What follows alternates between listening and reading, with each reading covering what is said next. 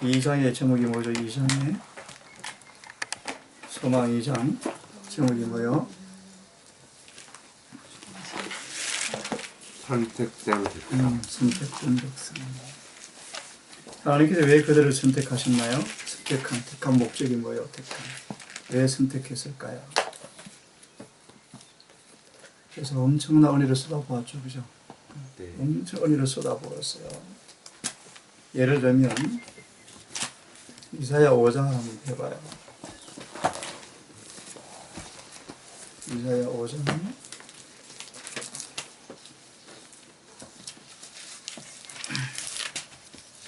3절에서 4절을 한번 읽어볼래? 이사야 5장 3절과 4절을 한번 읽어봐요. 예루살렘 거민과 유다 사람들아 구하노니 이제 나와 내 포도원 사이에 판단하라. 내가 내 포도원을 위하여 행한 것 외에 무엇을 더할 것이 있었으랴. 내가 좋은 포도 맺기를 기다렸거늘 들 포도 맺힘은 어찌민고. 한마디로 뭐요? 하늘의 농부이신 그분께서 포도원에 있는 열매 나무를 위해서 뭘 했다는 거요? 하지 않는 일이 아무것도 없다. 쏟아부으셨다. 마치 가을 유다의 구원을 위해서 하나님께서는 할 수 있는 모든 일을 다 하셨어요. 그죠? 근데 유다가 회개하지 아니하더라. 회개하지 아니하더라. 마태복음 한 말씀을 더 봅시다. 마태복음의 11장에 보면 마태복음 11장에 보면 20절부터 24절이에요. 이 말씀도 한번 같이 읽어봅시다. 마태 11장 20절로 24절이에요.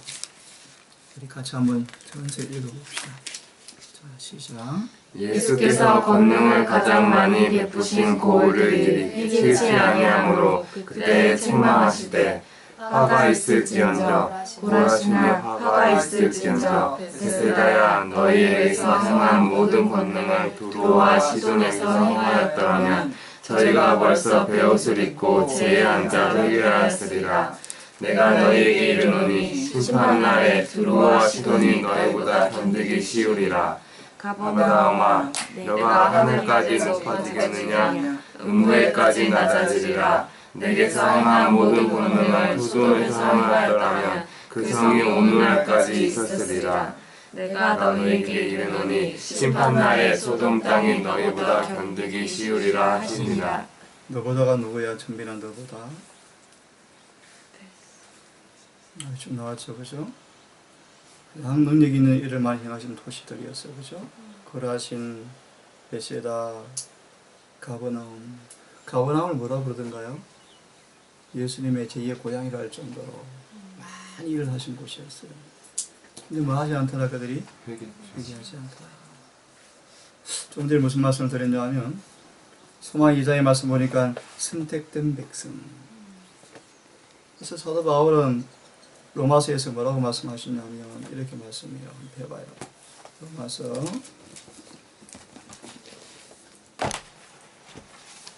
9장을 한번 펴봅시다.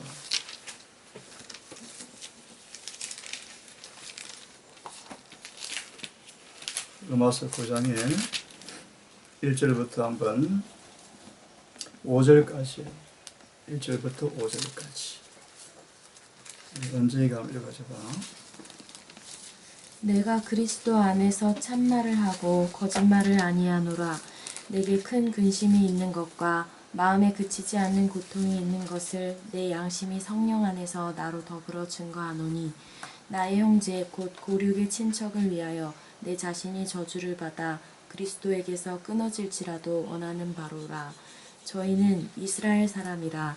저희에게는 양자됨과 영광과 언약들과 율법을 세우신 것과 예배와 약속들이 있고 조상들도 저희 것이요 육신으로 하면 그리스도가 저희에게서 나셨으니 저는 만물 위에 계셔 세세의 찬양을 받으실 하나님이시니라. 아멘. 정말 선택된 백성이죠, 그죠? 그런데 11장으로 넘어가면 이런 말씀이 있어요. 21절과 22절을 다 함께 읽어봅시다. 21절과 22절 같이 읽어봅시다. 자, 시작. 하나님이 원하지도 아끼지 아니하셨은즉 너도 아끼지 아니하시리라. 그러므로 하나님의 인자와 어미를 보라. 넘어지는 자들에게는 어미가 있으니 너희가 만일 하나님의 인자에 거하면 그 인자가 너희에게 있으리라. 그렇지 않으면 너도 찍히는 바 되리라. 하나님의 선하심과 음하심을 말씀하면서 넘어진 자들에게는 뭐가 있다? 하나님의 음하심이 있다. 그 음하심이 뭐죠? 위에 보았죠? 잘려 나가리라. 왜 넘어지죠? 넘어지는 사람 누구를 가리킬까요? 오늘 말씀으로 얘기하면 택함받은 조건을 행하지 않는 사람들. 택함의 조건이 뭐죠? 마음의 충성이요, 충성. 다르게 말하면 순종이요, 순종. 그죠? 그렇게 무한한 긍휼과 사랑과 동정과 자비와 온 하늘을 쏟아붓는 은혜를 줬음에도 불구하고 그들이 뭐 하지 않아요? 순종하지 않아요. 그래서 뭐가 없어요? 오늘 주제처럼 열매가 없어요. 그래서 아까 이사야 5장의 끝에 다시 그 이의 말씀 보시면 하나님께서 포도를 흘어버리셔요. 흘어버리고 이방인이 김적하도록 맡겨버려요. 그분의 선하심은 24절을 봅시다. 24절. 23, 24절. 자, 같이 시작. 저희도 믿지 아니하는데 거하지 아니하면 접붙임을 얻으리니 이는 저희를 접붙이실 능력이 하나님께 있습니다. 내가 원 붉은 감람나무에서 튀김을 받고 보성을 거스려 좋은 감람나무에 접붙임을 얻었은즉 원가지인 이 사람들이야 얼마나 더 자기 감람나무에 접붙임을 이게 얻으리라. 하나님의 선하심이요, 선하심. 이런 사람이었지만 그분을 겸손하게 영접하고 믿으면, 순종하면 그분이 뭐 하겠다? 접어질 능력이 있으시다. 아멘. 그죠? 돌아옵니다. 이런 노란 선택된 백성들이 마태 21장을 잠시 공부할 텐데 지혜 소망의 이 말씀을 한번 봐요. 쭉 넘어가면 이런 제목이 있어요. 지혜 소망의 64장의 제목이 뭐죠? 오늘 우리 볼 지혜 소망의 말씀이요. 운명 지어진 백성이다. 다시 얘기합니다. 참 기름진 포도원에 하나님께서 울타리를 치시고 온 하늘의 비를 다 내리셨어요. 그죠? 그분이 친히 오셨어요. 영광과 예배와 약속과 조상으로 말하면 그분이 그곳에 태어나셨어요. 30년간을 그곳에서 그분이 사셨어요. 그런 땅에 하나님께서 오늘 방금 보니까 선택된 이스라엘 백성이었지만 조금 전에 뭐라 그랬죠? 운명 지어진 백성으로 신분이 바뀌어버려요. 아까 바울이 사실을 보고 뭐예요? 로마서 9장에서 슬픔과 근심으로 울어요. 예레미야는 얼마나 울었던지 눈이 침물 났죠. 그죠? 정말 예수님도 많이 우셨나요? 우셨어요. 자, 그럼 본문을 좀 돌아봅시다. 선택된 백성이 어떻게 운명 지어진 백성으로 바뀌었는가? 저는 마태 21장을 조금 전에 보았는데 아침 일찍 주님께서 그 성전에 가시자 뭐가 보여? 그 앞에 가는 입구에 무화과 나무가 보였어요. 그 나무가 어떤 나무였죠? 사실은 철이 아니었는데 무화과 철은 아니었어요. 잎이 아주 무성했어요.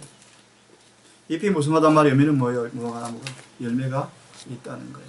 한번 무화과 봐봐요. 지금 열매가 막 올라오는. 좀 있으면 또 아무 갈 거예요. 근데 예수님이 시장하셨어요. 아주 배가 고프셨대요. 근데 가서 보니까 잎사귀 외에는 아무것도 열매를 얻지 못했다 그래요. 그죠? 그래서 우리 본문을 보니까요. 이해하기 어려운 부분이지만 본문을 보세요. 예수님이 무화과나무를 뭐 하시나요? 영원토록 내게서 아무 열매도 자라지 아니하리라 하며 무화과가 뿌리채 말라서 죽었더라. 그때 20절의 말씀 보니까 제자들이 뭐 합니까? 놀라요. 왜 놀랐을까요? 평소 이런 예수님 모습을 보신 적이 없어요. 그죠? 긍휼, 동정, 자비, 친절, 참신한 말이까지 허리를 꺾으시는 분, 상한 갈대를 꺾지 아니하시는 그분의 품성 가운데서 이런 부분을 본 적이 없죠. 그래서 두려웠어요. 놀람이 말하되 이게 어떤 의미가 있습니까? 시대의 소망 한번 펴봅시다. 시대의 소망을 한번 펴봅시다. 581페이지 581페이지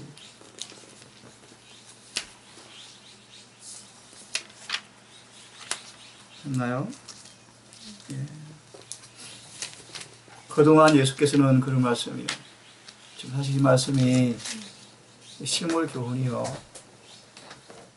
계시록 2장 1절이 뭐냐 하면 에베소교회 사자에게 편지하기를 7배를 붙잡고 7 금토대 사이에 다니시는 분이 가라사대 그런 말씀이 있어요. 지금 예수님은 좀 설명을 하면 우리 영혼의 성소를 계속 누비신대요. 지금 이 하늘 성소 전기를 사고 나서는 모습 가운데 하나야. 계속 누비신대요. 그분은 간절한 마음으로 뭘 바라실까? 열매의 열매. 자, 읽으면서 설명을 해봅시다. 제가 먼저 좀 읽을게요. 그동안 예수님께서는 눈에 띄지 않게 성전으로 가셨다. 이 앞에 장면이 어떤 장면인지 아시죠? 예수님이 나귀를 타시고 나서요 예루살렘으로 입성하셔요. 입성할 때 그 광경을 여러분 이해하나요? 온 땅이 마치 계시록 13장의 5절의 말씀 반대처럼 온 땅이 예수를 따르더라. 다 따르면서 뭐하고 어떻게 따라요? 호산나 호산나. 그 장면은 정말 놀라운 장면이었어요. 그 예수님 앞에 일단은 무리가 막 뛰어가는데 누가 가는 줄 알아요? 문둥병에서 나온 사람들이 그들의 옷을 벗고 쫙 깔아 앞에 깔아. 사람들이 뭘 느낄까? 그 다음 찬미를 하는 사람이 누가 찬미를 해요? 벙어리였던 사람들이었어요. 벙어리 귀신 들린 사람들이 주님을 통해서 입을 열었어요. 그들이 찬미를 해요. 예수님이 타는 나귀의 끈을 누가 인도해요? 죽었다가 썩은 냄새 났던 나사로가, 부활한 나사로가 예수의 나귀의 꽃비를 쥐고 인도해요.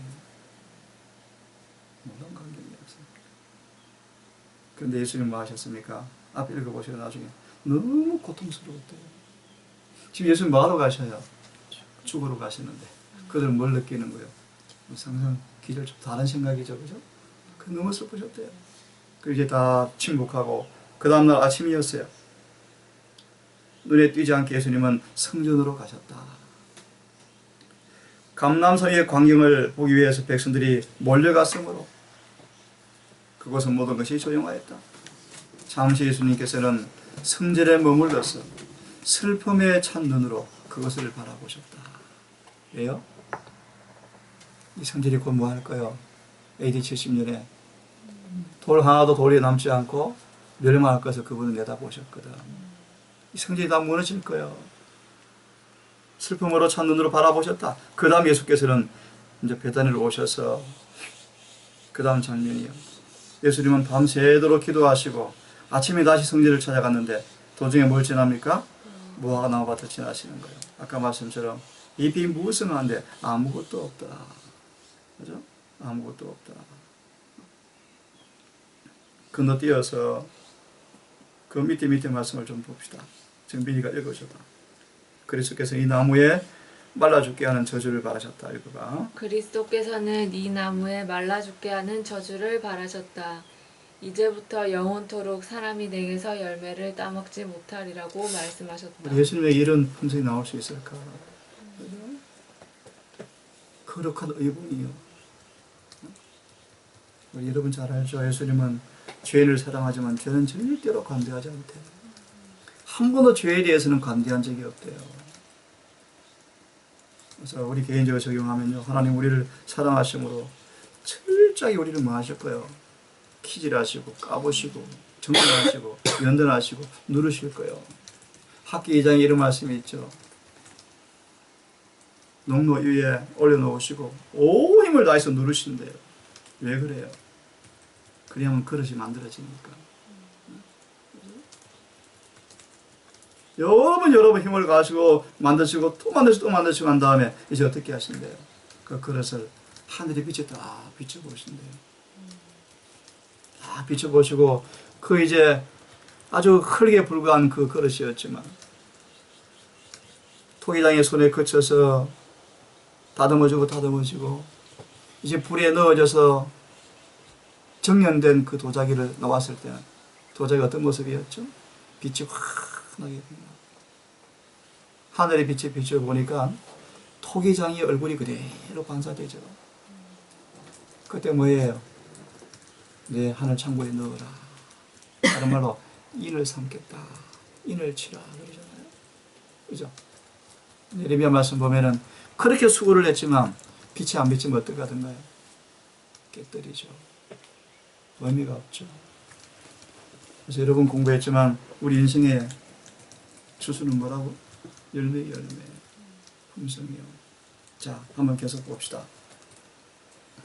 다음 날 아침 구주와 제자들이 다시 그 도시로 들어가는 도중에 시든 가지들과 떨어지는 잎들이 그들의 주목을 끌었다. 베드로가 말하되 랍비여 보소서 저주하신 무화과나무가 말랐나이다 하였다. 무화과나무를 저주하신 그리스도의 행위는 제자들을 놀라게 하였다. 그것이 제자들에게는 그분의 방법과 행위와는 다른 것처럼 생각되었다. 왜냐하면 그들은 예수께서 세상을 정죄하러 오신 것이 아니요 당신들을 통하여 세상이 구원 얻게 하려고 오셨다고 하시는 말씀을 자주 들었기 때문이다. 제자들은 인자가 온 것은 사람의 생명을 멸하려 함이 아니요 구원하려 함이라고 하신 그분의 말씀을 기억하였다. 그분의 놀라운 행위들은 회복을 위한 것이었지 결코 파괴하기 위한 것이 아니었다. 제자들은 그분을 회복시키는 자, 곧 치료자로만 알았다. 한데 이 행위는 사뭇 달랐다. 그 목적은 무엇이었는가 그들은 의아해하였다. 영호야, 그 다음 읽어봐. 하나님께서는 인애를 기뻐하신다. 주 여호와의 말씀에 나의 삶을 두고 맹세하노니 나는 악인이 죽는 것을 기뻐하지 아니하노라.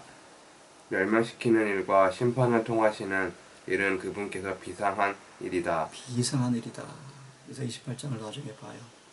그러나 그분이 미래의 배의를 거두고 사람들에게 죄악의 길의 결과를 나타내심은 자비와 사랑으로 하시는 일이다. 무슨 말이에요? 그 무화과나무가 뿌리채 말라 죽이는 그 사건은 뭐다? 그분의 자비와 사랑의 행동이었다. 왜요? 제발 이러기를 좀 피하라. 피끓는 심령으로, 그죠? 그 음성으로 배를 걷어주고 미래의 죄의 결과를 뭐 하는 거요? 보여주시는 거예요. 이렇게 뭘 통해서? 무화과나무를 통하여서. 제발 이런 길을 걸어가지 마라. 그죠? 이것이 뭐다? 하나님의 무한한 자비와 사랑이다. 이해됐어요? 인내하시고 자비를 베푸시고, 아까 말씀처럼 인간을 파괴시키러 오신 분이 아니라 회복시키러 오시는 분이 무화과나무를 파괴시킨 거예요. 그 말의 의미는 뭐라고요? 어제 한 형제가 정문에 그저 안식이라고 해요. 왜 구약에 그렇게 짐승을 죽여야 했습니까? 우리 고기 먹지 말라 그러잖아. 사람 이런 질문까지. 왜 고기 먹지 말라 그래요? 제사장들은 고기 먹었는데요. 참 유치하고 유치한 얘기들이에요. 다시 돌아와서 왜 그렇게 구약에 천만의 짐승을 죽게 했을까? 문제는 뭐예요? 한 가지는 죄예요, 죄. 그래서 이런 말씀 들어봤죠. 앞으로 마지막 둘째 사망 때 죄인들이 당할 그 죄의 값의 양은요, 말 못한 짐승한테 한 모든 것까지 다 갚으신다. 다시 말하면 하나님의 죄를 얼마나 증오하시는지, 얼마나 혐오하시는지, 특별히 죄에서 인간을 구원하기 위해서 그분이 얼마나 피끓는 심령으로 말씀하시는지, 말 못한 짐승을 반드시 뭐 하셔야 돼요? 죽이셔야 돼요. 그래야 그들이 뭐해? 죄에서 용서받을 수 있어요. 근데 좀 있으면 보겠지만 그런 유대인들이 시간이 지나니까 그때 그 양을 잡으면서 죄에 대한 참회가 없죠. 죄에 대한 회개가 없죠. 그죠? 그래서 아까 나중에 나오지만 예배가 형식화로 바뀌어버려요. 그래서 이런 말씀을 내가 기억이 난다. 아담과 하와가 양을 잡으면서 사단이 두려워 떨었대요. 아, 자기를 저항하는, 대항하는 마음이 인간의 마음에 생기는 걸 바라보면서 고민에 빠졌대. 아, 어떻게 저도 양을 잡는 걸 막지는 못하지만 양을 잡을 때 다른 생각으로 좀 잡게 만들자 라고 마귀가 생각을 하고 고안을 한 것이 유대교의 예배였어요. 다시 말하면 이 아담과 하와는 진정한 참회와 회개를 통해 양을 잡고 용서를 받았지만 그 외에 수많은 사람들 양을 잡으면서 어떻게 받아요? 말하기 말씀처럼 더럽히는 모습으로, 그죠? 후회와 참회와 회개가 없는 모습으로 양을 잡게 만들어버린 거예요, 마귀가. 왜 그렇게 되었을까? 대표적인 예가 뭐냐면 사단이 계속 그들의 시험을 통하여서 죄 문제를 여러분 아시죠? 화학으로 만들어 놓고 죄를 이길 수 없다고 만들어 놓고 거짓 복음을 통하여 십자가를 오해시켜 버린 거예요. 이해했어, 그죠? 자, 시간이 없으니까 그 다음 말씀 읽어봅시다. 무화과 나무를 저주하신 것은 행동화된 비유였다. 바로 그리스도의 면전에서 무화과 무성한 잎사귀로 의기양양하던 열매 없는 무화과 나무는 유대 민족의 상징이었다. 구주께서는 이스라엘 파멸의 원인과 확실성을 제자들에게 가르쳐 주고자 하셨다. 이러한 목적에서 예수께서는 나무에게 도덕적 특성을 부여하여 거룩한 진리의 해설자로 삼으셨다. 유대인들은 하나님께 대한 충성을 고백함으로 모든 다른 민족과 구별되었다. 그들은 하나님의 특별하신 총애를 받아왔으며 다른 모든 백성들보다 의로움을 주장하였다. 그러나 그들은 세상을 사랑하고 이득을 탐함으로 부패하였다. 그들은 지식을 자랑하였으나 하나님의 요구에는 무지하였고 위선으로 충만하였다. 열매 없는 나무와 같이 그들은 거만한 가지들을 높이 뻗고 외모로는 화려하고 눈에는 아름다웠으나 잎사귀 외에는 아무것도 없었다. 장엄한 성전과 신성한 제단, 관을 쓴 제사장들은 인상 깊은 의식들을 가진 유대인들의 종교는 과연 외모로는 아름다웠으나 겸손과 사랑과 자비는 부족하였다. 됐어요. 여기까지. 은정이가 좀 읽어줘. 무화과 과원에 있던 모든 나무들은 열매가 없었다. 그러나 잎사귀가 없는 나무는 아무런 기대도 일으키지 않으며 실망도 안겨주지 않는다. 이 나무들은 이방인들을 대표하였다. 이방인들은 경건한 채하는 유대인들과 같이 열매가 없었다. 그러나 그들은 하나님을 섬긴다고 공언하지 않았다. 그들은 선하다고 거만하게 주장하지 않았다. 그들은 하나님의 일과 방법에 어두웠다. 그들에게는 무화과의 때가 아직 이르지 않았다. 그들은 그들에게 광명과 희망을 가져올 날까지 기다려야 하였다. 하나님께로부터 더 큰 축복을 받은 유대인들은 이 선물을 남용한 데 대하여 책임을 져야 하였다. 그들이 자랑하는 특권들은 저희 죄를 증가시킬 뿐이었다. 이런 말씀들이 지금 누구를 위해서 기록된 말씀일까요? 하지만 남은 교회요, 남은 교회. 그죠? 그 다음 말씀을 또 한번 읽어보세요. 예수께서는 시장하셔서 먹을 것을 찾아 무화과 나무에 오셨다.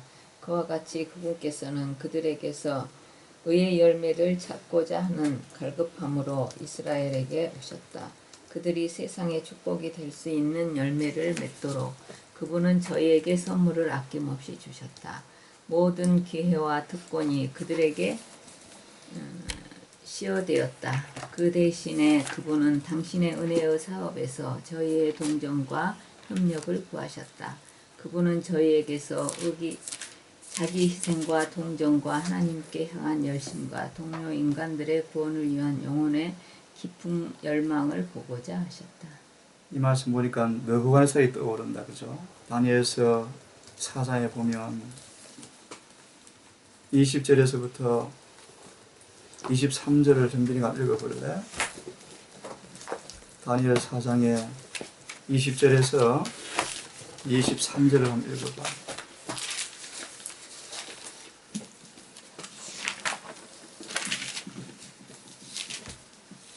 왕의 보신 그 나무가 자라서 견고하여지고 그 고는 하늘에 닿았으니 땅 끝에서도 보이겠고. 이거는 뭘 의미할까? 나중에 해석해 보면 느부갓네살의 위치와 명예와 부를 가리켜, 그죠? 하나님이 왕을 뭐 하신 거예요? 이방의 왕으로 세우시고 가장 큰 영예와 명예를 주었어요. 다시 말하면 큰 나무예요, 큰 나무. 그죠? 그런데 그 잎사귀는 아름답고 그 열매는 많아서 만인의 식물이 될 만하고 들짐승은 그 아래 거하며 공중에 나는 새는 그 가지에 깃들이더라 하시오니. 왕이여, 이 나무는 곧 왕이시라. 왕이시라. 이는 왕이 자라서 견고하여지고 창대하사 하늘에 닿으시며 권세는 땅끝까지 미치심이이다. 23절을 보면 왕이 보신즉 한 순찰자가 누굴까? 예수님이 내려오셨어요. 예수님 순찰자가 한 거룩한 자가 하늘에서 내려와서 이르기를 그 나무를 베고 멸하라 멸하라. 그러나 그 뿌리에 그루터기는 땅에 남겨두고 철과 놋줄로 동이고 그것을 들 청초 가운데 있게 하라. 하나님께서 뭐 하시는 거예요? 심판을 하셨죠, 그죠? 이제 자비가 섞인 심판이요. 뿌리와 그루터기는 남겨두라.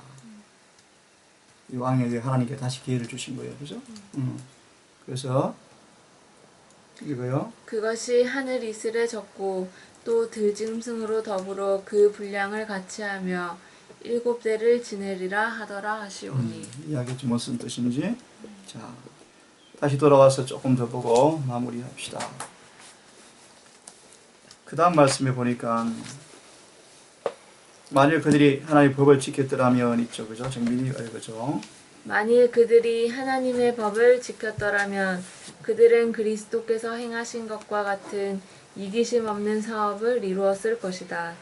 그러나 자만심과 자부심이 하나님과 사람에 대한 사랑을 가렸다. 그들은 다른 사람을 섬기는 일을 거절함으로 스스로 멸망에 빠졌다. 그들은 하나님께서 그들에게 위탁하신 진리의 보화를 세상 사람들에게 나누어 주지 않았다. 열매 맺지 않은 나무에서 그들은 자신들의 죄와 형벌을 읽을 수 있었다. 구주의 저주 아래 말라주고 시들고 이지러진 뿌리까지 말라버린 무화과 나무는 하나님의 은혜가 저희에게서 옮겨질 때에 유대 백성이 어떻게 될 것인지를 보여주었다. 축복을 나누어 주기를 거절함으로써 그들은 더 이상 축복을 받지 못할 것이다. 주께서는 읽어, 맞아. 이스라엘아 내가 패망하였나니 라고 말씀하신다. 이 경고는 우리 모두를 위한 경고이다. 요약합니다. 자, 무화의 생애를 따라가지 않고서는 아무도 열매를 맺을 수가 없는 거예요. 헌금제도, 회질서, 음식, 봉사 모든 것이 목적이 뭐예요? 이걸 배우게 하는 거예요. 그죠? 다시 그분의 법을 실천하는 우리의 삶의 현장이야. 우리가 예수님을 이렇게 믿음으로 따라가지 않고서 아무도 열매를 맺을 사람이 아무도 없죠. 법은 사랑한다 하면서 사상으로 행동으로는 하지 않는 사람들. 그죠? 그래서 이 말씀을 봅시다. 584의 제일 밑에 말씀이요. 584 제일 밑에 말씀이요. 그들은 예배 형식을 엄수하지만 회개나 믿음은 없다. 제가 우리 어제 씨 뿌린 자의 비유를 우리 같이 얘기를 나누었죠, 그죠? 길가, 돌짝밭, 그죠? 돌짝밭까지 했어요. 씨를 뿌리는 자의 씨를 뿌리는 목적이 뭐예요? 하나밖에 없어. 정비나 뭐야? 열매야, 열매. 그죠? 열매 없는 것은 아무 가치가 없잖아, 그죠? 열매요. 그래서 예레시는 말씀 보니까 씨마다 뭐예요? 종류대로 열매를 맺대. 우리 어떤 씨를 뿌리고 있는가? 어떤 씨가 뿌려지는가? 중요한 얘기요. 아멘. 그들의 말로는 율법에 순종하지만 순종은 부족하다. 말은 하지만 행하지 않는다. 그죠? 그 밑에 말씀을 좀 봅시다. 눈으로 좀 587 바로 위에 말씀인데 그리스도께서 예루살렘을 방문하시기 전에라는 말씀의 중간에 그런 말씀이었어요. 그들은 열매 없는 나무로 대표되었으며 저의 운명을 스스로 결정하고 있는 일은 그들 스스로에게 달려 있었다. 하늘에 줄 수 있는 모든 유익이 주어졌지만 그들 증가된 축복들을 통해서 유익을 얻지 못하였고 저들 자신의 행동과 행위로 멸망을 결정하게 된 것이다. 이게 대쟁투 1장이에요. 그죠? 얼마나 무섭게 멸망해요. 그죠? 은혜가 거두어질 때 드러난 사건을 말씀하는 부분이었죠. 마지막 부분 읽고 끝냅시다. 현재 저희에게라는 말씀 있죠? 누가 읽어볼까? 현재 저희에게 제시된 자비와 경고를 거절함으로써 저희 세대의 죄를 쌓았다. 그 민족의 과거 여러 세기 동안 버리어 만든 쇠사슬을 그리스도에 당한 당시의 백성들은 자기 자신은 단단히 얽매이고 있었다. 각 시대마다 사람들에게 저희 시대의 빛과 특권, 즉 하나님과 화목할 수 있는 은혜의 시간이 주어진다. 그러나 이 은혜는 제한이 있다. 자비는 여러 해 동안 간청하지만 멸시와 거절을 당한다. 그러나 자비가 마지막 터널을 할 때가 온다. 마음이 매우 굳어져서 성령의 감화에 응답하기를 그친다. 그때에 상냥하고 마음을 사로잡은 음성이 죄인에게 더 이상 간청하지 않음에 책망과 경고도 그친다. 지금 우리에게 주시는 마지막 자비의 경고가 뭔지 알아요? 첫사랑을 회복하라. 열심을 늘 회개하라. 빨리 급을 사라. 눈을 빨리 발라봐라. 그 다음 말씀 드릴게요. 이걸 라오디게아 보낸 기별이라고 그래요. 방금 우리 뭘 읽었어요? 마지막 자비가 타늘할 시간이 온다. 그때에 되면 뭐한다? 하나님의 음성이 이제 그쳐진다. 질문할게요. 늦은 비와 큰 소리 외침의 의미가 뭔지 알아요? 라오디게아 보낸 기별이 끝났다 뜻이요. 무슨 뜻이요? 재림교회를 향해서 주신 주님의 자비의 경고가 거두어진다 뜻이요. 두려운 얘기요. 예레신 말씀 보니까 이 라오디게아 보내는 기별이 그의 반향을 관심을 일으키지 못해요. 사람들 별로 관심 없어요. 그렇게 회개라도 회개하지 않아요. 그렇죠? 그래서 마지막 말씀 보니까 성령하고 마음을 사로잡던 음성이 죄인에게 더 이상 간청하지 않으면 책망과 경고도 거쳐진다. 두려운 얘기죠, 그죠? 그래서 예수님이 그 다음 말씀 보세요. 그 날이 뭐였다? 왔다. 뭐가 왔다? 더 이상 그분의 간청과 책망과 경고가 더 이상 들리지 않아요. 그날이 왔다. 예수께서는 운명 지어진 도성을 바라보고 괴로운 나머지 오셨지만 예루살렘을 구원하실 수가 없으셨다. 그분은 모든 방패를 남김없이 다 쓰셨다. 하나님의 성령의 경고들을 거절한 이스라엘은 도움받을 유일한 방편까지도 거절하였다. 지금 우리 주님 우리 마음을 뭐하냐 정비나 빨리 옷을 빨리 입으래. 빨리 옷을 입으래. 옷을. 이 사람들이 고집이 세. 이 의지는 참 무서워요. 의지가 한번 선택되어지면요 누구도 못 말려요. 하나님도 어쩔 수 없어. 딱 고집 품어버리면요 하나님은 손쓸 수가 없어요. 우리는 자아를 내려놓고 즉각 내려놓고 포기하고 아멘. 전적으로 빨리 그분께 의지를 바쳐야 돼요. 아멘. 마음을 바치지 아니하면 우리 변화 안 돼요. 우리 알량한 것, 우리 자아를, 이 흉악한 자아를 기꺼이 그분께 즐겨 복종함으로 이루어지는 하나님의 접붙이시는 그 능력을 통하여 열매 맺는 우리의 삶이 되기를 정말 간절히 바랍니다. 아멘. 588 읽고 끝냅시다. 588 이 말씀 읽으면 좋겠다. 그와 같이라는 말씀이 있지 정빈아? 네. 누가 읽어봐 한번.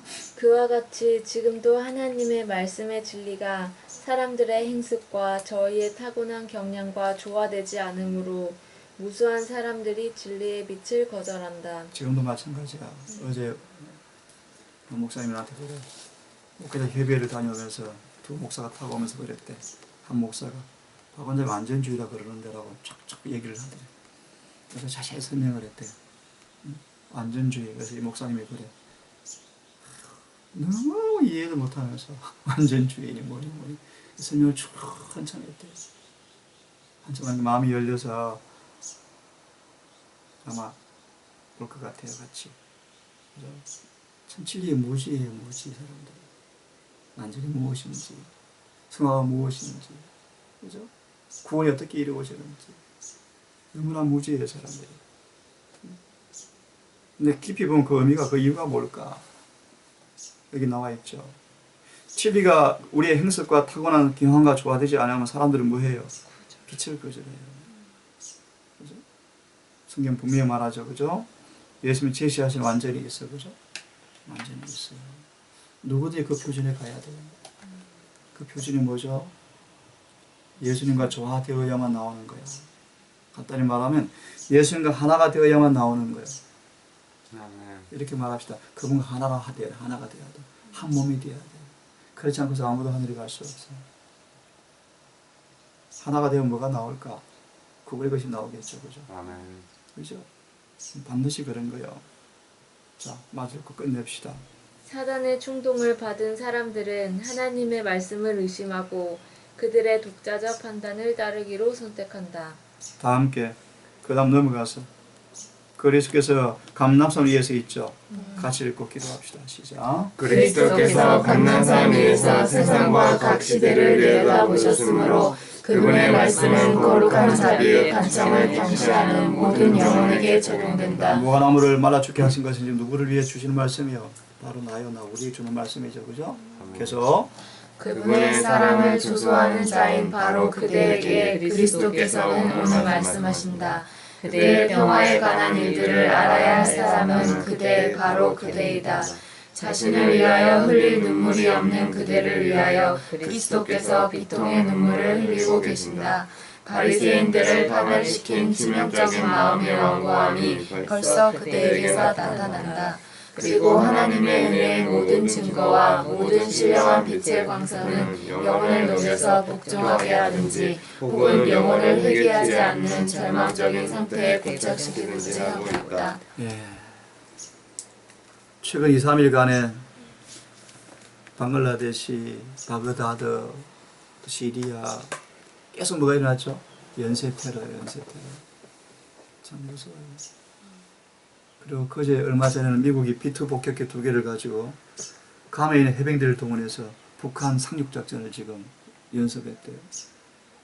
남중국에서는 지금 전쟁의 분위기가 고조되고 있어요. 계시록의 7장의 주석에 알죠? 5장의 주석에 보면 네 바람이 지금 몰려 불어와요. 바람이 지금 불어와요. 이 바람이 뭐다? 전쟁이에요. 전쟁. 무한한 그분의 자비가 그 열매 맺게 하기 위해서 지금 뭐 하시는 거예요? 지금 붙잡고 있는 거예요? 막고 있는 거예요?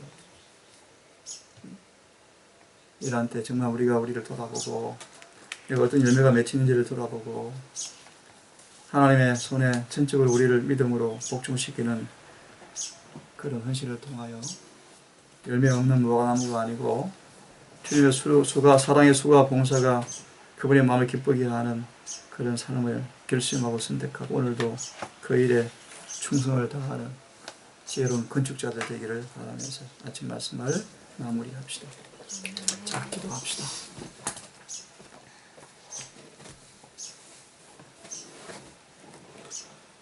자비하신 아버지, 아침 마태복음 21장의 말씀에 주님의 음성을 통하여서 우리 마음속에 엄숙한 경고를 주시고 사랑과 자비의 견책을 우리 마음 메아리치게 하시며 우리를 돌아보며 마음에 엄숙한 경외심을 넣어주고 어떠한 사람 되어야 할지를 다시 한번 생각할 수 있도록 인도하신 것을 감사합니다. 아버지, 속지 말게 해주시옵소서. 우리의 유다처럼 육신을 타고 역사하는 마귀의 음성과 내면에 깊이 양심이 호소하는 성령의 음성을 분별하여서 자아에 아첨하고 육신의 성향에 기름진 말을 통하여 마귀가 유혹하는 그 관계에 속지 말고 내가 아무리 무시를 당하고 아무리 내가 능력을 다하고 아무리 나가 이해되지 못한 존재가 될지 모르지만 그의 주의 길이라면 끝까지 자아를 부인하고 성령께 의지를 굴복함으로 우리의 더러운 품성들이 모난 성벽들이 따뜻하게 굳어는 그 성향들이 이기적이진 그 자아 존중의 정신들이 꺾여 나가버리고 뿌리채치 알려버리고 사랑과 온유와 겸손이 대신하는 하늘의 가장 아름다운 교회로 지어지는 성전이 아버지 오늘 되고 싶습니다. 아멘.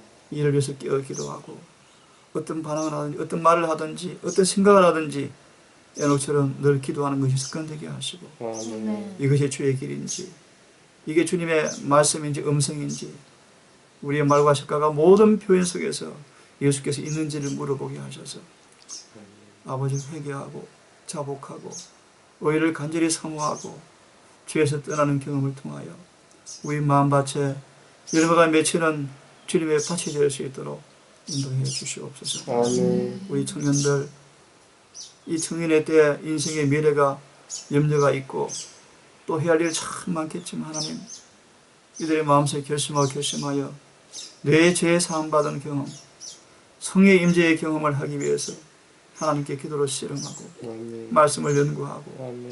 혹 세상의 일들이 우리를 에워싸고 또 피할 수 없는 일이 온다 할지라도 세상의 일이 우리를 지배하지 못하도록 아멘. 경일의 능력으로 대할 수 있도록 인도해 주시옵소서. 아멘. 오늘 한 날을 맡기오니 해가 지도록 우리 모든 칼들을 붙드시고 이곳에서 스스로 자유하기를 무한한 은혜의 선물을 마실 수 있는 특권이 있거든 특권에 부합되는 믿음을 통하여 아멘. 주 앞에 영광 돌리게 인도해 주시옵소서. 아멘. 우리 구주 예수님 이름 의지하여 기도 올리옵나이다. 아멘. 아멘.